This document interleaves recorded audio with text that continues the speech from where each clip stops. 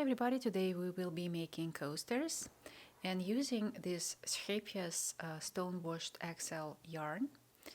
It's 50 grams, 75 meters and 70% cotton, 30% acrylic. Very nice yarn, pretty thick. I will be using two crochet hooks, 4.5 and 5.5 millimeter. The bigger one will be used only for the edging. So the coasters are really simple, but what makes them to stand out is an invisible join. I bet you cannot see where I joined all the rounds of double crochet stitches, and also this cute edging made with backwards single crochet stitch. So let's get to it. We're starting with the magic loop, so let's leave a tail about 15 centimeters or 6 inches to be able to weave it in later on. Put yarn on your palm and hold the tail with your thumb. And let's wrap yarn around 3 fingers, like that. And then wrap yarn around your pinky to retain the tension and hold the pinky close to other fingers. Now let's turn to the palm side. Grab 4.5 millimeter hook, insert it under this wrap, grab yarn and pull it. Let go of the pinky a little bit so we have more of the yarn, and then twist your hook like that. That created a loop on the hook, yarn over, and draw that yarn through the loop on the hook. So this is a magic loop. We're gonna be working in it. You can make it a little bit smaller by pulling the tail.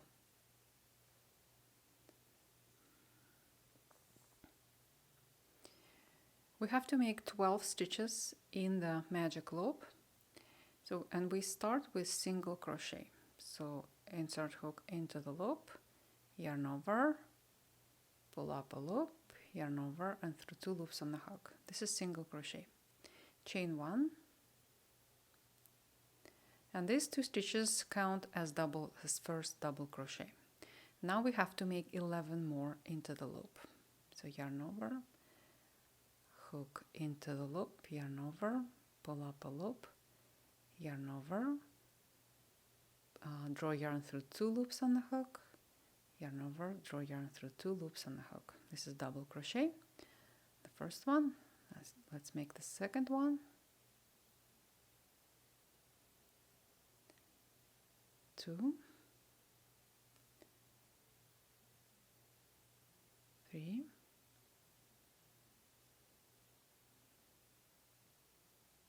4, 5. If it's too fast, you can always make the speed slower. I think it's 6, right? 7, 8, 9, 10, and 11. So 11 double crochet, and the first single crochet and chain 1 count as stitch, so 12 stitches. Now we're pulling that tail to close the opening in the middle. Let it go. We will later weave it in. And let's join in round. So let's take a look here. This is single crochet, 2 loops of the single crochet, and these 2 are that chain we've made after single crochet. This is first out of 11 double crochet we've made, and these 2 loops are loops of that first of 11 double crochet. We're making slip stitch in it.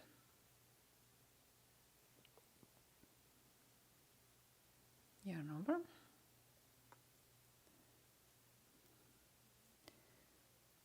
This is like a little bit too stretched out.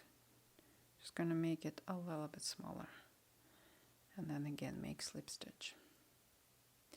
Now we are going to make an invisible join. Let's turn to the wrong side, take loop off the hook, and insert hook from wrong side in the same stitch, exactly in that first of 11 double crochet where the working end coming out. Pick up the loop, can make it a little bit smaller, and draw it through the stitch. Now let's turn back to the right side. Looking good, right? We're starting second round again with single crochet. Insert hook in the same stitch, yarn over through the stitch, yarn over through 2 loops. This is single crochet and chain 1. And again, these 2 stitches count as first double crochet. In round 1 we've made 12 stitches. In round 2 we have to add 12 double crochet, so we're making 2 double crochet in each stitch from the previous round. We have to make another stitch in the same, another double crochet. That's our first increase. Let's make 2 double crochet in the next stitch, and then continue making increase in each stitch, 2 double crochet in each stitch from previous round.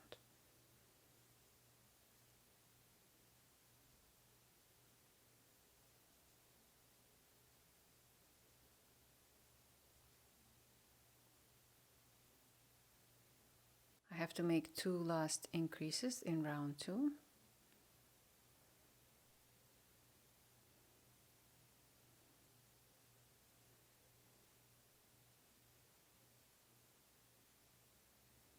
And the last one, you can stretch a little bit to see where to make it. So here.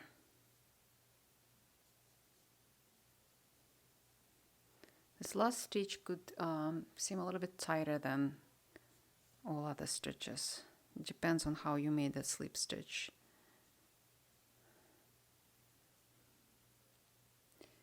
All stitches are made, and again joining in round.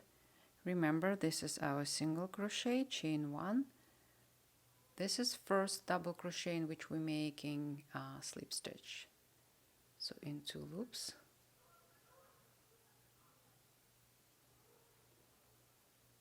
Slip stitch. Let's make invisible join, turn to the wrong side, take loop off the hook, insert hook in the same stitch, pick up the loop and draw it through the stitch. Turn to the right side and let's start round 3. Again, single crochet in the same stitch, chain 1, these 2 count as double crochet, and then we're making increase in the next stitch, so just 1 stitch in this one and 2 double crochet in the next stitch. We're adding 12 stitches in each round. You can continue for a while. Maybe you want to make a placemat or something, so you can work like that, adding 12 double crochet in each round. So double, increase, and we repeat. Double,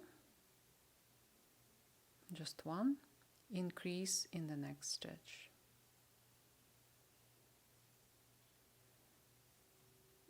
Two double crochet. 1 double crochet, increase in the next one, 2 double crochet in the same stitch.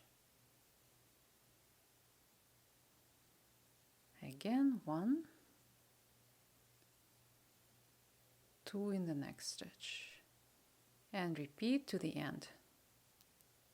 We're going to make only 3 rounds, but if you continue, in the next round you would be making 2 double crochet, increase, 2 double crochet, increase. Then if you decide to continue, then 3 double crochet, increase, and so on. Always count stitches. We had 12 in the first round, 24 in the second. In the third round, we have to have 24 plus 12, 36 stitches. So I have 2 stitches from the previous round left, and I'm making double crochet, just 1, and 2 double crochet in the last one.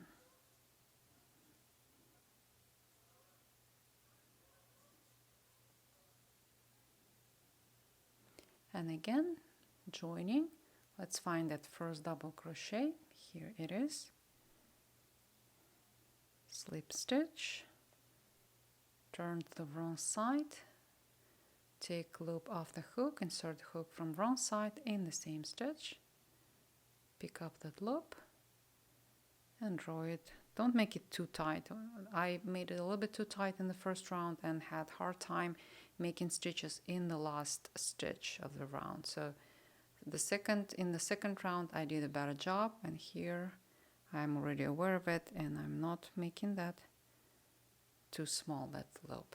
Turn to the right side. We've made 3 required rounds for the coaster, and we're going to start backwards single crochet edging now. For the edging we have to switch to a bigger hook. Let's take our 5.5 millimeter hook this time, 1 millimeter bigger.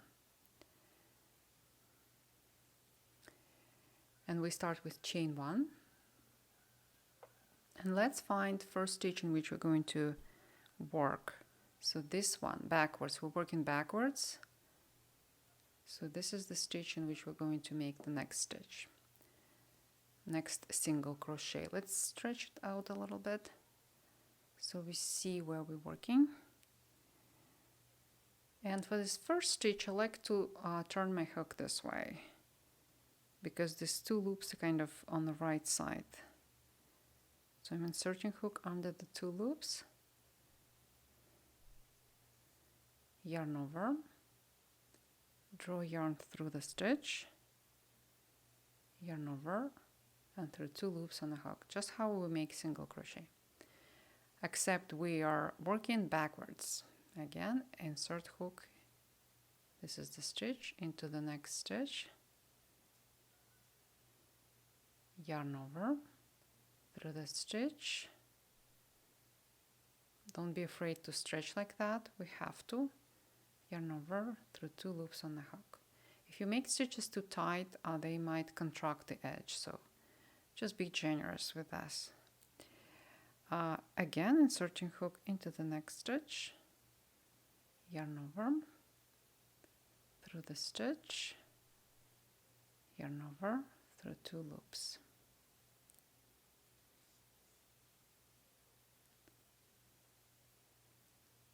I suggest making this edging in one go without interruption, because this way the tension seems to be like consistent. If I stop and then pick up my work and start again, I notice that I might start with a different tension and it's noticeable. So it's better just to stay with it for the whole round.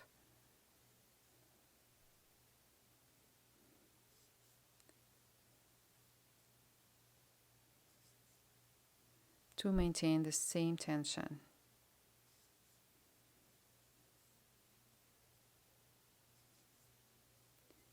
If you finish this round and find out that your edge is a little bit contracted, you know, just rip it off and repeat until it's, if not perfect, nearly perfect. That works too, right?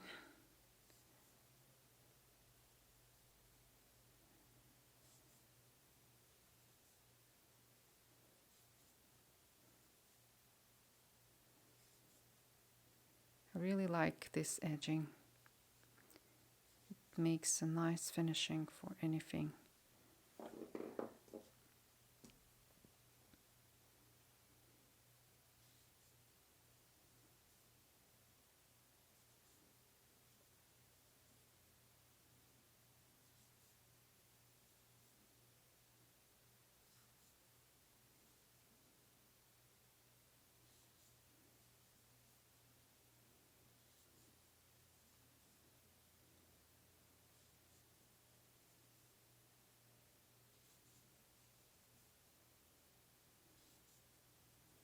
I'm near the end.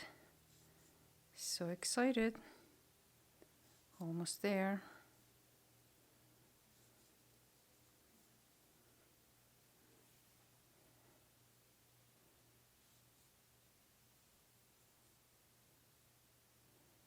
So I have just 2 stitches left, 1 and 2.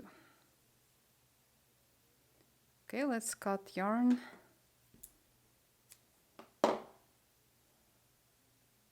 Fast enough.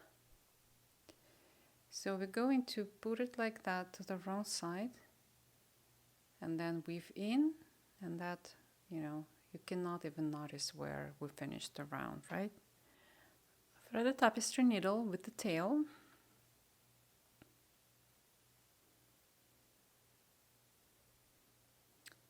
Let's make first stitch.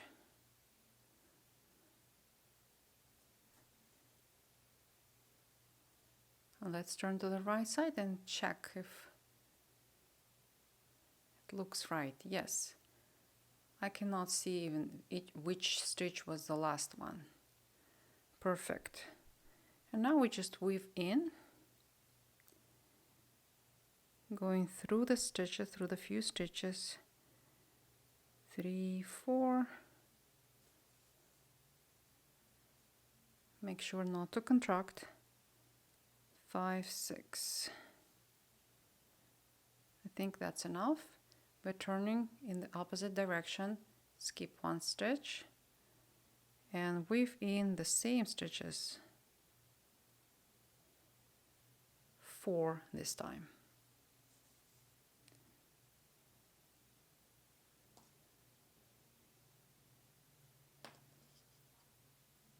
Again, stretch back, make sure not to contract. Again, we're skipping 1, 1, 2, 3, and let's go a little bit further this time. 5 and 6.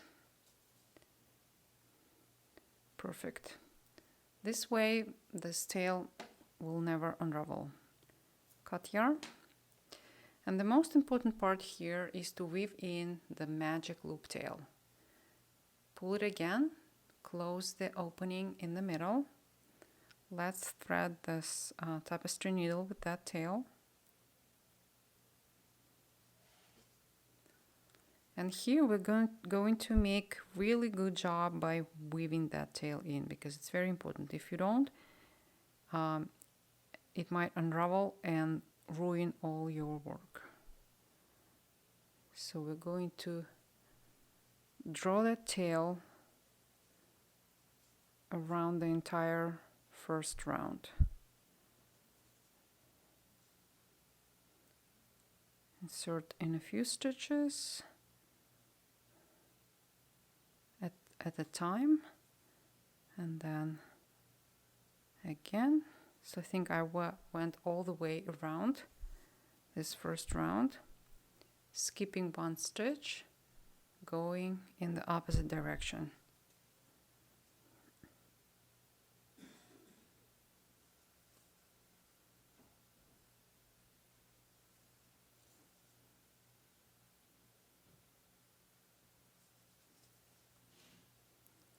Again, skipping 1 stitch and going again in the opposite direction.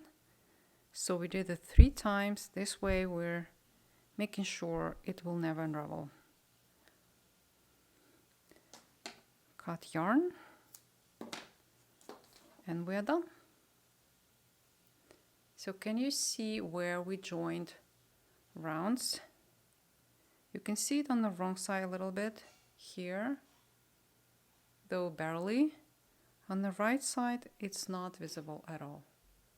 I found quite a few uses for these coasters. I always keep a few on my desk, and of course I put a mug with coffee or tea on them, a bowl with yogurt in the morning. When I walk at the beach, I often pick up rocks and shells, and when I come home, I like to put them on a coaster. There's some shark teeth here, and just admire them for a little bit. Then I take the rocks back to the beach, because nowhere to keep them actually.